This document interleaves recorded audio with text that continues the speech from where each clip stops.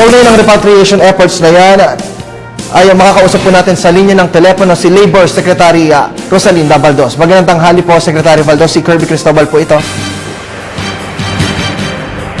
Secretary? Hello, Secretary Baldos? Yes. Apo, magandang tanghali po.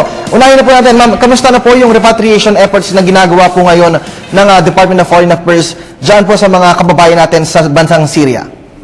Tuloy-tuloy ang repatriation efforts basta ma-issuehan ng exit clearance ng government ng Syria at ikino-coordinate nila dito sa ating OWA para ma-provide sila ng airport assistance in going to their respective homes.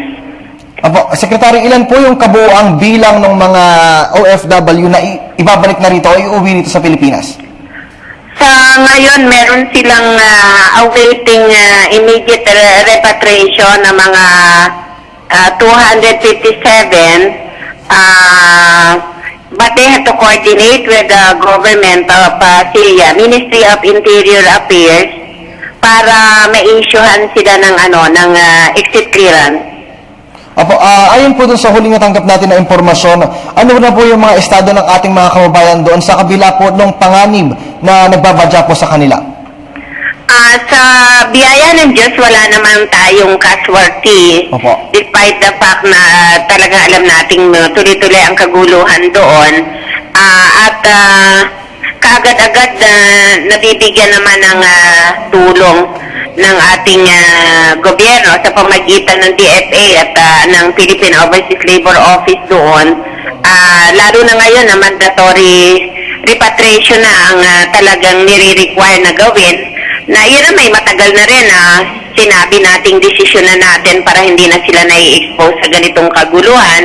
Kaya lang marami talaga nag-aatubili na mag-avail nito. Pero ngayon talagang kumbaga sa agad-agaran na at mabilisan na natin talaga na inaasikaso yung mga kababayan natin na lumalantad na ngayon at nagre-report na at pag nakarating sila sa embassy, kaagad-agad nang kino-coordinate yung kanilang exit clearance para maibalik na sila dito ng ligtas at maluwalhati. Apo, Madam Secretary, matanong ko lang po, ano po ba yung proseso ng repatriation efforts na ginagawa po ng gobyerno para maiuwi po itong ating mga kababayan?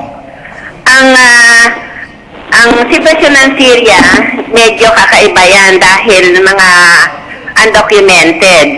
Kaya't on a employer basis, pag nalaman na gusto nang umuwi, ininegotiate pa yun ng ating team doon, yung unserved portion ng kanilang hawak na kontrata at kung kinakailangang magbayad tayo ng cash para kaagad sila ma-release ng employer at ma-forward ang request for clearance for their exit.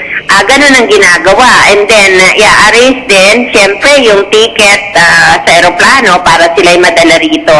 Kaya, ang mga proseso, ang pinaka-importante, yung ma-negotiate kung may babayaran at mabayaran kaagad doon sa employer para ma-release, madala sa ating embassy at ma-process naman ang kanilang exit visa doon sa mga kinauukulang Ministry of Interior Affairs ang kausap nila doon sa Syria. Opo, ma'am, follow-up question lang po.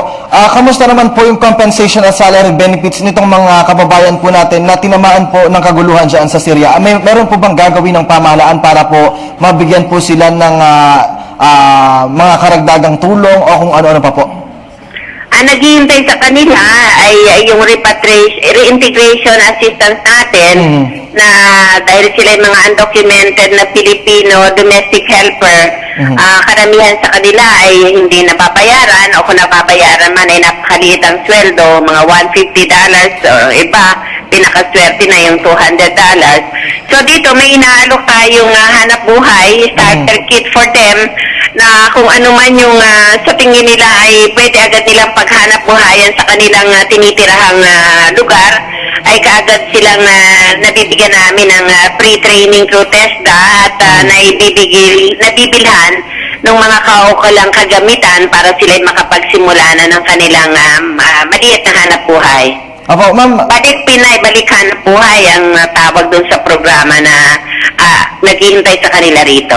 Opo, ma'am, bukod po sa bansang Syria, meron pa po ba tayong ibang bansa na ginagawan po natin ng repatriation efforts po?